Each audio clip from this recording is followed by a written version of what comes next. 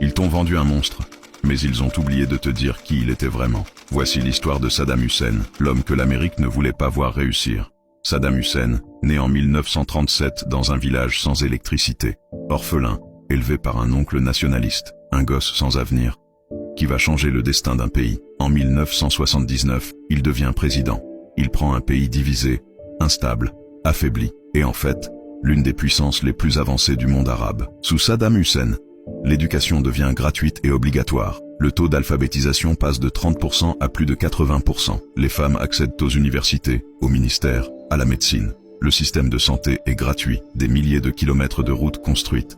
L'électricité couvre la quasi-totalité du pays. En 1972, il nationalise le pétrole. Fini les profits pour les géants américains. Le pétrole devient une richesse pour le peuple. Bagdad devient un centre culturel et scientifique.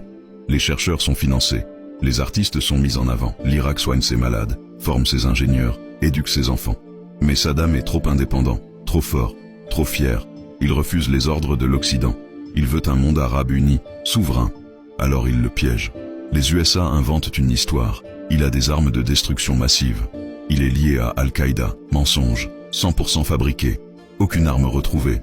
Aucune preuve. 2003. L'Irak est envahi. Des milliers de civils tués. Des infrastructures détruites.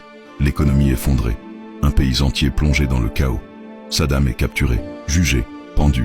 Mais la démocratie promise, jamais venue. À la place, guerre civile, occupation étrangère, Daesh, né des cendres. Saddam Hussein n'était pas un ange. Mais il a bâti, élevé, développé une nation entière. Il a donné au peuple irakien ce que l'Occident ne voulait pas qu'il garde, l'indépendance, la souveraineté, la dignité. Et pour ça, ils l'ont détruit. Ne crois jamais l'histoire racontée par ceux qui tiennent les bombes.